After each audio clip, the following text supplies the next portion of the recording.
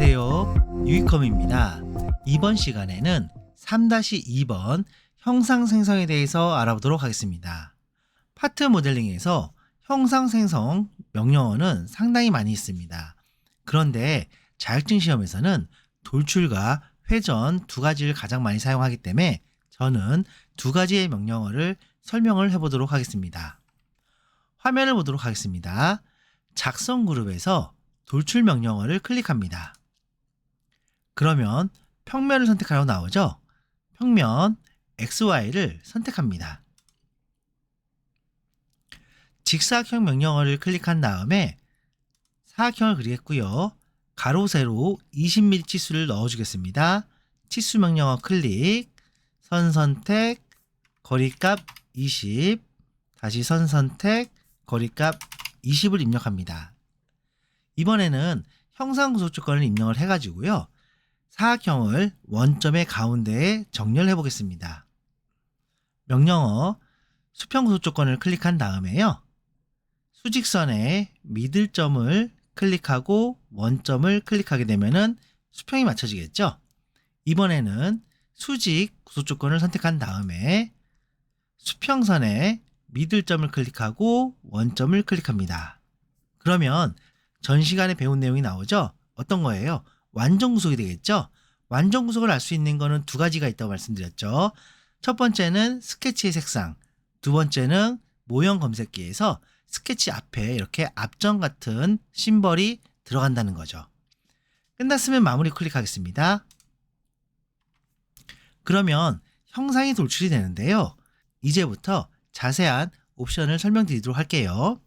먼저 동작에 있는 곳을 볼게요. 동작에 보면은 방향이 나오는데요.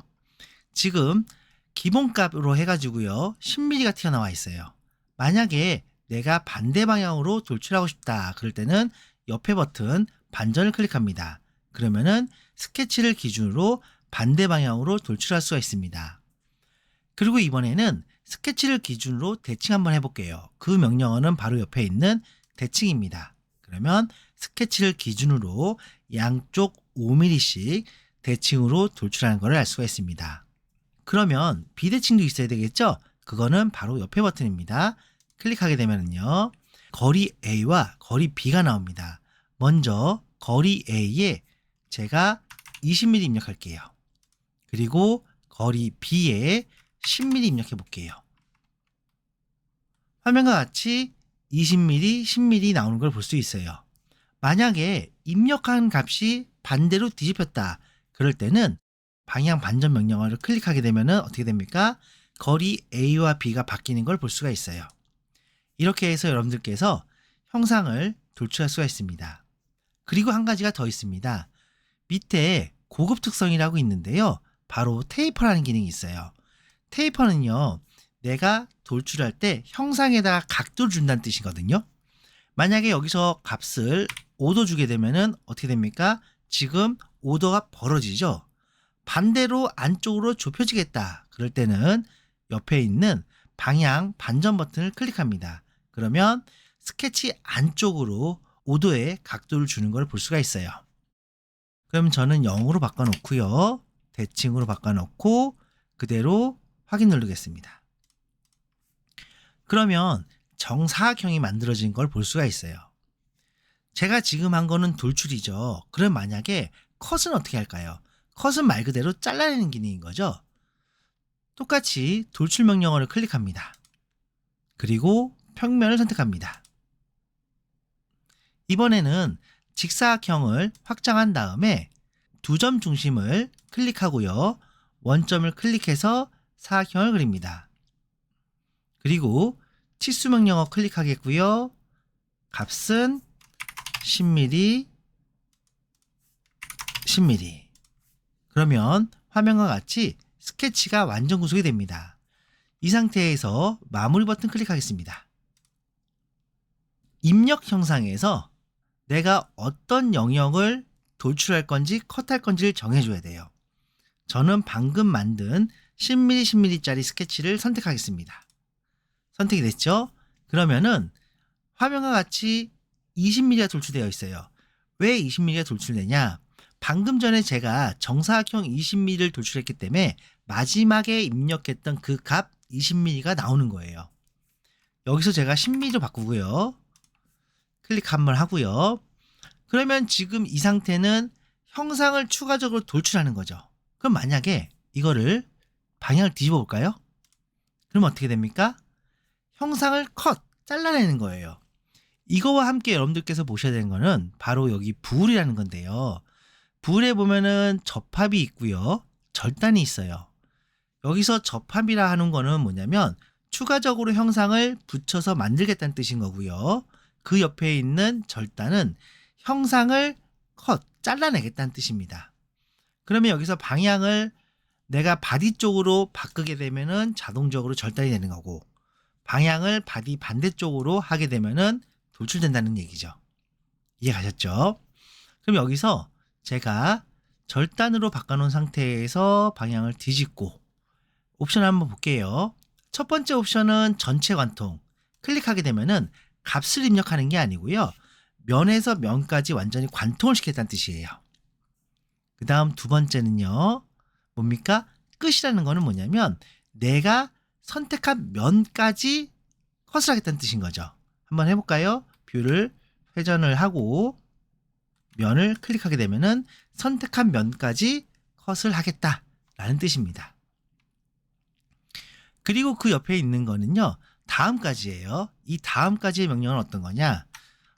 이건 제가 좀 이따 다시 설명을 드리겠고, 먼저 두 가지만 생각을 할게요. 첫 번째는 관통, 두 번째는 끝. 완전 끝까지 가겠다는 뜻인 거죠. 그러면은 값을 넣어주겠다. 그거는요, 그냥 클릭하고요. 값 넣어주면 되는 겁니다. 그럼 제가 요거는 관통으로 하고 확인 누를게요. 됐죠? 이 상태에서 다시 한번 돌출, 평면 선택, 작성 그룹에서 직사각형을 클릭합니다. 그리고 원점을 클릭, 사각형 그리겠고요. 치수 명령어 클릭해서요. 치수 값은 5mm씩 입력하겠습니다. 스케치 완전 구속이 됐죠? 마무리. 그리고 스케치 영역 클릭 됐습니다. 화면을 좀 회전할게요. 부울을 절단으로 바꿔줍니다. 그리고 거리 A에서 끝에 있는 다음까지를 클릭합니다. 그러면은 미리 보기 나오죠. 다음까지라는 건 어떤 거냐? 지금 스케치 작업했던 그 다음 면까지 돌출하겠다는 뜻이에요. 그러니까 컷이죠, 지금 상황에서는. 그러니까 지금 요 빈 공간이 있지 않습니까? 그러면 어디라는 거예요? 바로 요 면이 다음 면이죠. 만약에 지금 컷하는 영역이 없었다라면 다음 면은 어딜까요? 바로 요 끝에 면, 그러니까 마우스 커서가 있는 면이 다음 면이라는 것을 의미합니다. 그러면 여기까지 보시면 될 것 같고요. 그리고 부울에 보면은요, 여기 교차가 있고요. 그 다음에 새 솔리드라는 게 있는데, 저거는 설계에서는 사용을 합니다. 그런데 자격증 시험에서는 저것까지 할 필요는 없을 것 같아요. 그렇기 때문에 이번 강의에서는 내용을 담지는 않겠습니다. 차후에 제가 좀 더 디테일한 인벤터 강의를 할 때는 저 자세한 내용까지 다 추가할 예정입니다. 끝났으면 확인을 누르겠습니다. 그리고 단축키 F6번 등각뷰죠. 이번에는 편집 방법을 알아보도록 하겠습니다. 모형 검색기로 마우스 커서를 이동한 다음에 한번 볼게요. 돌출 1번, 2번, 3번이 나와 있어요. 그런데 지금 모형 검색기로만 봤을 때는 어떤 것이 돌출이고 어떤 것이 컷인지가 알 수가 없어요. 마우스 커서를 여기 짝대기 3개 있는 거 있죠. 고급 설정 메뉴로 이동한 다음에 왼쪽 버튼을 클릭합니다. 그리고 화면 표시 기본 설정에서 확장 이름 표시를 눌러주세요. 그럼 어떻게 나옵니까? 새 솔리드, 절단, 다음 면까지 뭐 전체 이런 게 나오죠. 이거를 보고 지금 이게 돌출한 건지 아니면 절단한 건지를 알 수가 있어요. 여러분들께서 이게 편하신 분들은 켜놓고 작업하시면 될 것 같고요. 아니다, 난 저게 불편하다 하시는 분들은 다시 기본 설정에 들어가신 다음에 체크하신 거를 꺼주시면 될 것 같습니다. 저는 끄고 작업을 하도록 하겠습니다. 돌출 2번을 편집해 보겠습니다. 돌출 2번에다가 마우스 커서를 이동한 다음에 마우스 오른쪽 버튼을 클릭합니다. 그러면은요, 편집에 필요한 명령어는 바로 이 두 가지입니다.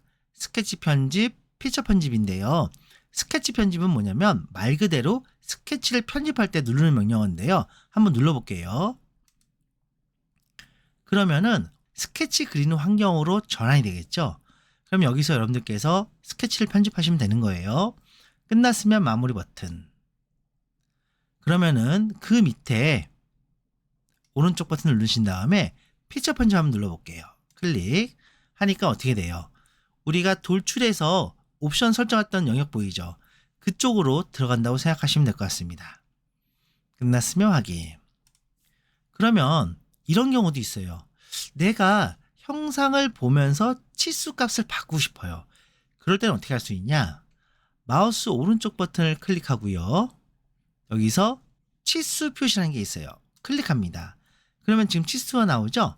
10mm를 내가 12mm로 바꾸고 싶다. 그럴 때는 치수를 더블 클릭. 그 상태에서 12mm 하고 엔터 치면은 이렇게 스케치가 변경이 됩니다. 그런데 지금 보면은요, 뭐가 좀 이상해요. 스케치는 변경이 되는데 형상이 변경이 안 됐죠? 그건 왜 그러냐면은 아직 업데이트가 안 됐기 때문에 그렇습니다. 마우스 커서를 이동하게 되면 바로 여기 보면은 로컬 업데이트라고 있습니다. 이거를 클릭하게 되면은요, 이렇게 업데이트가 되는 거를 볼 수가 있습니다.